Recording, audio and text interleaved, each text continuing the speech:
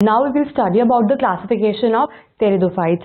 Pteridophytes is classified further into four classes.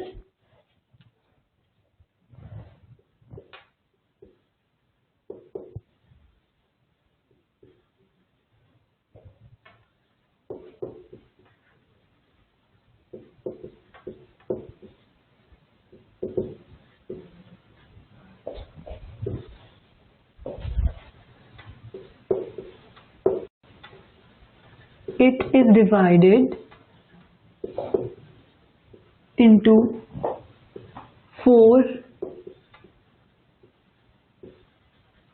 different classes. Class number 1 is Coleopsida. Class number 2 is Lycopsida. Class number 3 is Sphenopsida, and the last class is Pteropsida.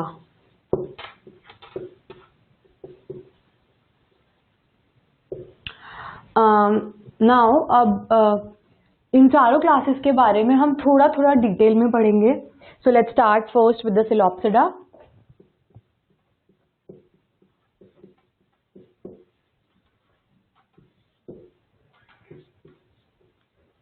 They are the oldest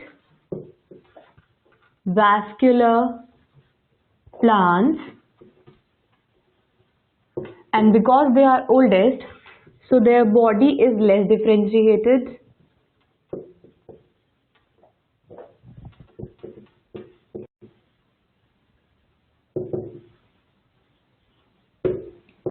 Roots, or we can say true roots, are absent, and instead of it, branched rhizoids are present.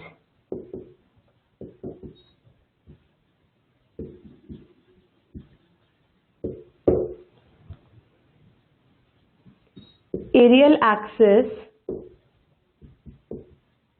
is naked, that means कि clearly दिखाई देता है, और it have small spirally arranged leaves.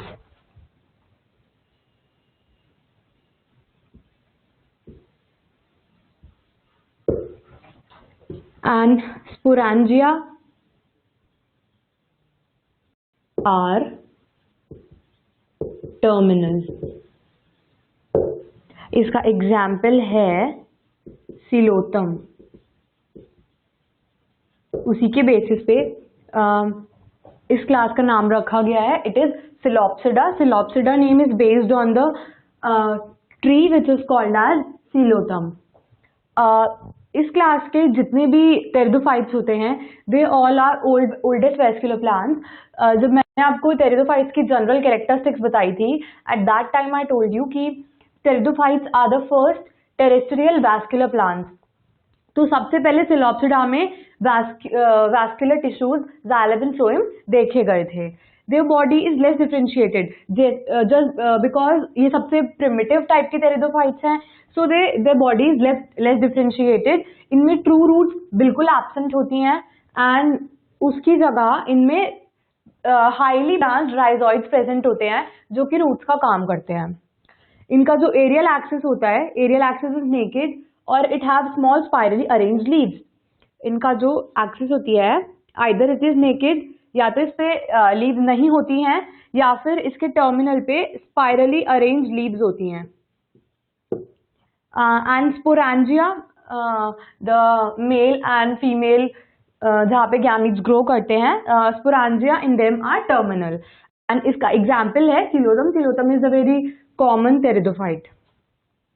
Now next we will study about the class Lycopsida.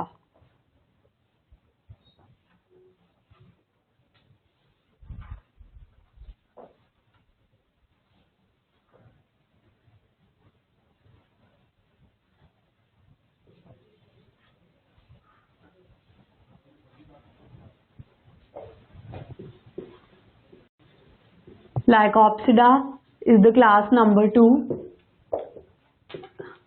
Plant body is differentiated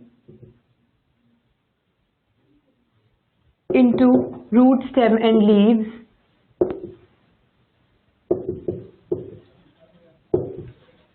Unlike the Psilopsida, leaves are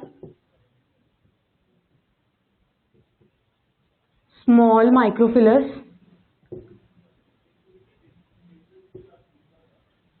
with single unbranched veins. Sporangia develop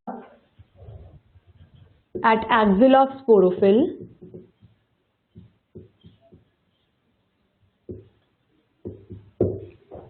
and the sporophylls form strobili. इसका example है Selaginella, the most common pteridophyte.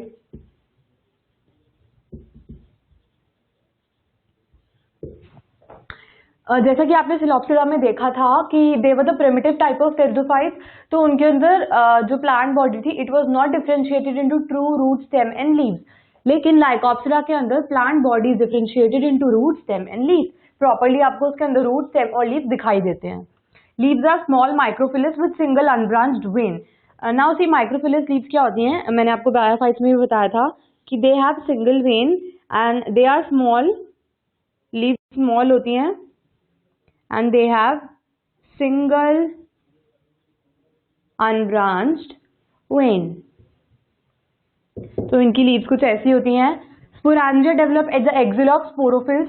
जो sporophylls होते हैं, sporophylls जो होते हैं वो pteridophytes में वेजिटेटिव पार्ट होता है लीफ का, जहाँ पे स्पोरांजिया डेवलप करते हैं, जहाँ पे एंथीरिडिया और आर्किगोनियम का फॉर्मेशन होता है. सो ये they are present at the axil of sporophyll and sporophylls ही स्ट्रोबिलाई फॉर्म करते हैं. Strobili are type of cones. इनमें भी कोन्स पाए जाते हैं. So example, the most common example is the plant Selaginella. Now let's move on to the next class, which is Sphenopsida.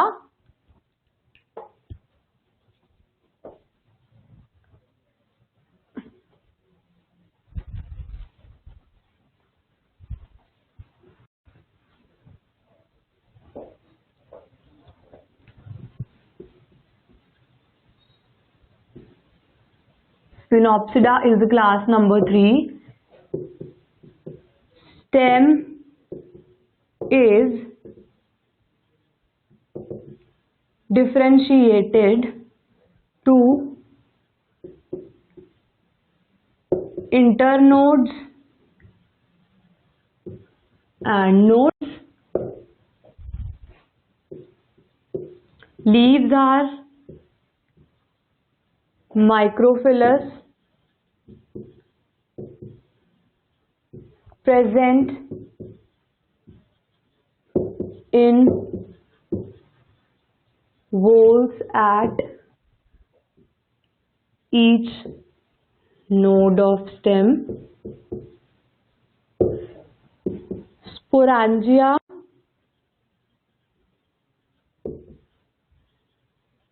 borne on sporangiophore.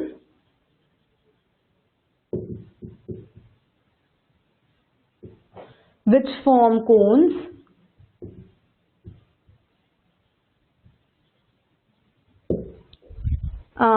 इसका example है Equisetum. Equisetum is found in xeric conditions.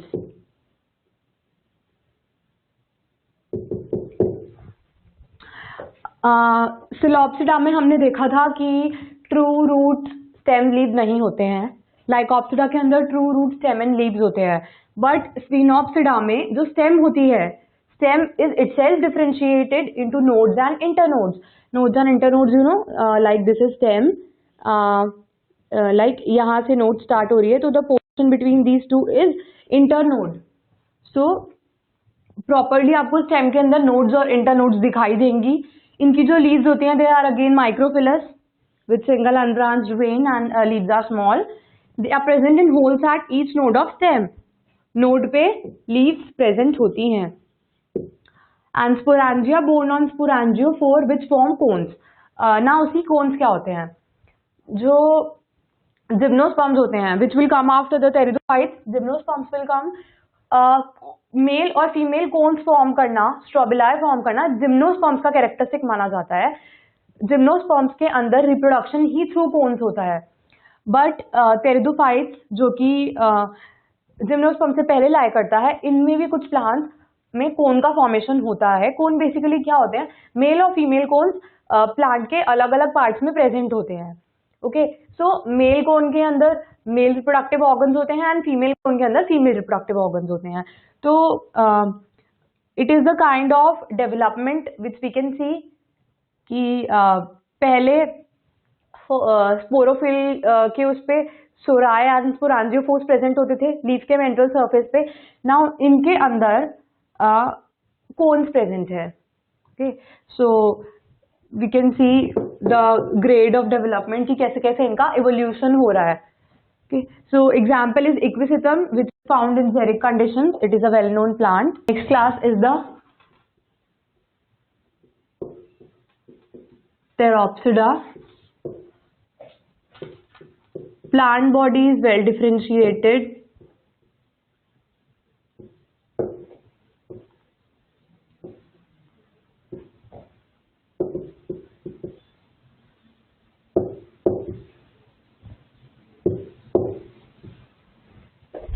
Leaves are macrophyllous.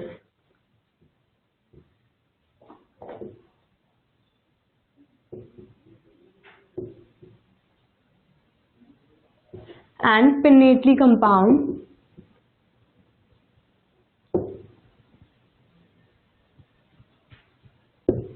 Sporangia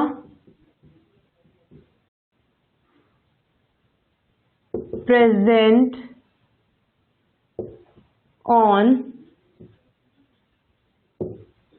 ventral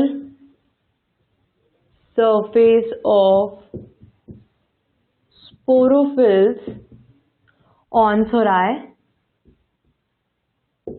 and the most important example is Pteris, which is a fern.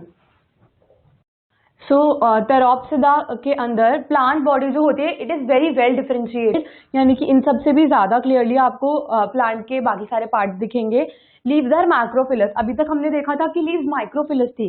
मैक्रोफिलस leave थोड़ी बड़ी होती है and it's main vein, ये जो इसकी main vein है, it is again divided into the sub veins. So this is a macrophyllous leaf and they are pinnately compound.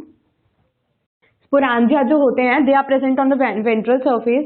जैसा कि मैंने आपको लाइफ साइकिल जब एक्सप्लेन करी थी फोन की, I explain you in that कि यहाँ पे स्पोरांजिया होते हैं, उनके अराउंड स्पोरोफिल्स प्रेजेंट होती हैं, सॉरी उनके अराउंड स्पोरांजिया प्रेजेंट होती हैं. And this portion is called as sori and this ventral surface of leaf is called as sporophyll. तो जो स्पोरांजिया होती हैं, स्पोरांजिया लीव के वेंट्रल सरफेस पे प्रेजेंट होती हैं. And the very common example is the Pteris. So with this we complete the classification of pteridophytes. यहाँ से we got to know कि pteridophytes is divided further into 4 classes, which are Psilopsida, Lycopsida, Sphenopsida and Therapsida. यहाँ पे हमने देखा था कि body well differentiated नहीं थी, माइक्रोफिलस लीव्स थी. यहाँ पे बॉडी थोड़ी सी वेल डिफरेंशिएटेड हुई, फिर यहाँ पे नोड्स और इंटरनोड्स आए और यहाँ पे you can clearly see the structures. इनमें माइक्रोफिलस लीव्स प्रेजेंट थी और इसमें मैक्रोफिलस लीव्स प्रेजेंट है. यहाँ पे कोन्स प्रेजेंट थे, बट टेरोप्सिडा के अंदर the sporangia are present in the sori on the ventral surface of the leaf. So this was about the classification of pteridophytes.